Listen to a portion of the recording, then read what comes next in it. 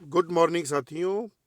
मैं doctor Zakir Hussain online classes के क्रम में आज हम राजस्थान के इतिहास में बीकानेर के राठौड़ राजवंश के बारे में चर्चा करेंगे। साथियों, बीकानेर के राठौड़ राजवंश का जो समय था वो 1465 से 1947 के मध्य माना गया। और यदि इसमें सम्मिलित क्षेत्र की बात करें तो गंगानगर, हनुमानगढ़, चूरू, बीकानेर का क्षेत्र इसमें शामिल था। इस क्षेत्र के लिए संज्ञा जो दी जाती रही वो एक तो जांगलधर प्रदेश और एक पुगल प्रदेश। इस राठौड़ राजवंश की अगर बात करें हम तो इसकी कुल देवी जो थी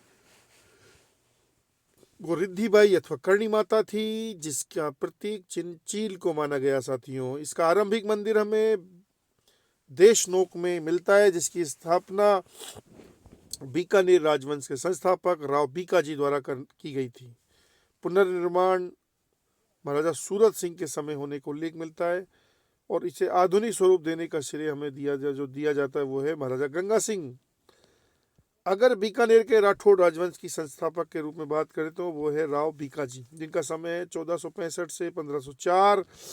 ये मारवाड़ के जोधपुर के राठौड़ वंशी शासक राव जोधा के ही पांचवें पुत्र थे।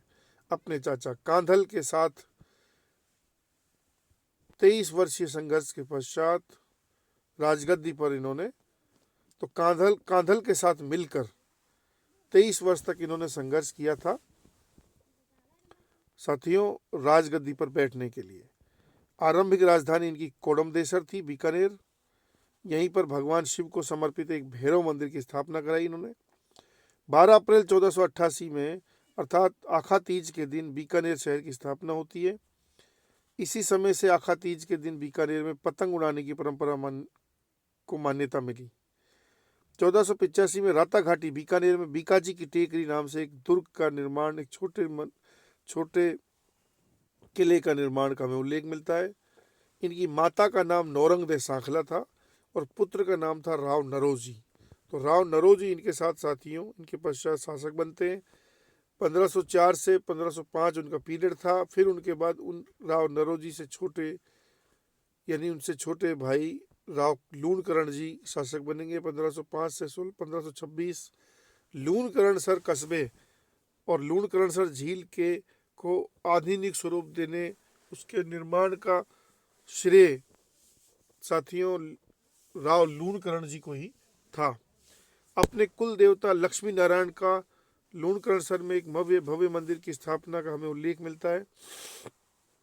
इन्हीं के समय 1505 में जैन व्यापारी भांडा साहू ओसवाल द्वारा 5वें जैन तीर्थंकर सुमतिनाथ को समर्पित बीकानेर के भांडासर जैन मंदिर की स्थापना का हमें उल्लेख मिलता है। मंदिर में पानी के स्थान पर घी के प्रयोग का हमें उल्लेख मिलता है। बीठू सूजा की रचना राव जेतसी छंद ग्रंथ में कलयुग के कर्ण की संज्ञा उन्हें दी गई है।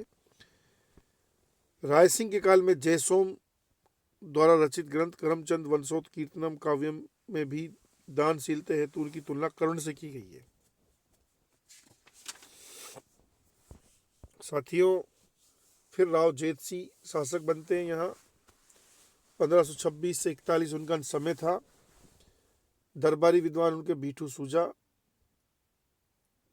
इन्हीं के द्वारा बाबर के पुत्र कामरान द्वारा भटनेर पर आक्रमण का हमें उल्लेख मिलता है।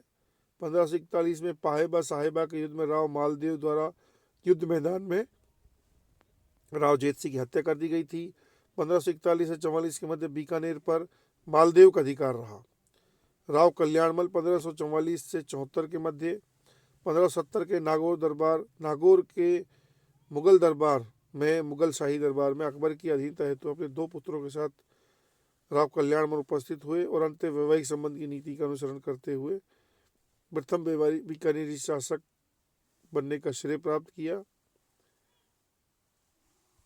पृथ्वीराज राठौड़ जो कि डिंगल भाषा के बड़े विद्वान थे और राय सिंह इनके 2 पुत्र थे, ये दोनों के साथ ही उस नागौर के मुगल दरबार में उपस्थित हुए थे। साथियों, इनके दरबारी विद्वान भट्ट सदाशिव ने राज विनोद लिखा। सदाशिव की एक रचना मिलती है हमें राज रत्नाकर महाराणा राज सिंह के दरबार में। राव राजा राय सिंह 1574 से 1612 इनके समय था। मुंशी देवी प्रसाद द्वारा त्रिकाल के समय विशेष दान अनुदान देने के कारण राजपूताना के करण की संज्ञा दी इन्हें। अकबर द्वारा राव राजा एवं 4000 मनसब, जबकि जहांगीर द्वारा 5000 मनसब देने का उल्लेख हमें मिलता है। 1573 में अकबर के गुजरात अभियान के दौरान साथियों गुजरात के विद्रोही सामंत मिर्जा इब्राहिम हुसैन की कठोली बड़ोदरा के युद्ध में पराजय। इसी क्रम में 1593 में सिंध क्षेत्र के थट्टा अभियान के दौरान मुगल सेना का नेतृत्व का भी हमें उल्लेख मिलता है। सांस्कृतिक उपलब्धियों की यदि बात करें हम इनकी, तो बीकाजी 1589 से 94 के मध्य बीकाजी की टेकरी के खंडरों पर इन्होंने करमचंद पवार के निर्देशन में जमीन के जेवर दुर्ग की संज्ञा वाले जूनागढ़ दुर्ग की स्थापना की थी, जिसका पूरा नाम चिंतामणि था। राजस्थान में लिफ्ट से युक्त एकमात्र दुर्ग था ये। करमचंद वंशोत्कीर्तनम काव्यम कवि जयसोम द्वारा रचित अपनी अधीन शक्तियों के प्रति सम्मान का भाव रखने के कारण राजेंद्र की संज्ञा दी गई इन्हें।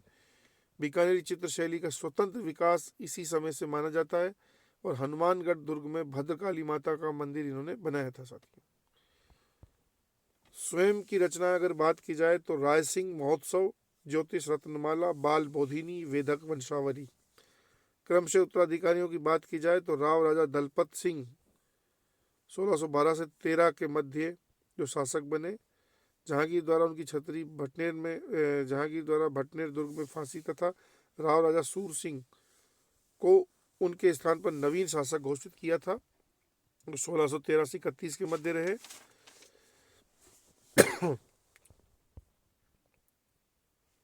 साथियों पृथ्वीराज राठौड़ की यदि बात की जाए तो अकबर के महान दरबारी साहित्यकार थे। एलपी टेसीटोरी द्वारा डिंगल भाषा के हेरोज की उन्हें संज्ञा दी गई। इसी क्रम में कर्नल जेम्स टोड द्वारा उनके साहित्य को 10,000 घोड़ों के बल की संज्ञा दी जाती है। वेली किशन रुक्मणीरी गागरोन दुर्ग में साथियों कवि दुर्सा आढ़ा द्वारा इसे 19वें पुराण तथा पंचम वेद की संज्ञा दी गई। गंगा लहरी, कल्ला रायम लोतरी, मरसिये कुंडलिया, दशम भागवत के रदुहा, कवि दुर्सा आढ़ा पिता मेहाजी आढ़ा सांचौर के निकट आढ़ा गांव में के मूल निवासी थे। जन्म सोजत परगने के धुंधला गांव में। आरंभिक जीवन सिरोही के शासक देवड़ा सुल्तान के दरबार में, लेकिन शेष जीवन अकबर के दरबार में। करतार बावनी, मरासियारा राव सुल्तानरा विरुद्ध 76, श्री कुमार अज्जाजी न नू भूचर, मोरी न गजगत, दोहा सोलंकी विक्रम देवराजी। कवि दुर्सा आढ़ा की पीतल से निर्मित मूर्ति अचलगढ़ के अचलेश्वर महादेव मंदिर के प्रांगण में हमें मिलती है। फिर साथियों राव राजा करण सिंह 1631 से 69 औरंगजेब द्वारा अटक पंजाब अभियान के दौरान जांगलधर बादशाह की उपाधि दी ने। स्वयं की रचनाएं हैं साहित्य कल्पद्रुम, सवाई जयसिंह द्वितीय के दरबारी विद्वान एवं पुरोहित पुंडरीक रत्नाकर द्वारा जयसिंह कल्पद्रुम नामक ग्रंथ की यह पुस्तक की हमें रचना का उल्लेख मिलता है। दरबारी विद्वानों में पंडित गंगानंद मैथिल काव्य डाकिनी करण भूषण, महाराजा अनूप सिंह 1669 से 98 इनका समय था। औरंगजेब के राजनीतिक सलाहकार माने गए ये। इस हेतु मराठों के विरुद्ध दक्षिणी अभियानों में विशेष सहयोग देने के एवज में औरंगजेब द्वारा माही मरातिब तथा महाराजा की उपाधि व 6000 मनसब देने का हमें उल्लेख मिलता है। महाराजा की उपाधि धारण करने वाले प्रथम बीकानेरी शासक वही थे। बीकानेर इतिहास के महान विद्वान एवं कला प्रेमी शासक की संज्ञा। इस क्रम में बीकानेर चित्र शैली का स्वर्ण युग और दक्षिण का सर्वाधिक प्रभाव इनके यहाँ पढ़ने का हमें उल्लेख मिलता है। साथियों इनके एक दरबारी विद्वान थे भाव भट्ट, जिन्होंने संगीत राय की उपाधि दी। उनकी 3 के आसपास हमें रचनाएं मिलती हैं। अनूप संगीत रत्नाकर, संगीत अनूप पांकुश और अनूप संगीत विलास। इनके 2 अन्य विद्वान हमें दरबारी मिलते हैं, जिनमें आनंद राम जिसको गीता का राजस्थानी भाषा में पहली बार अनुवाद का श्रेय है, और मणिराम अनूप विलास की रचना उन्होंने की।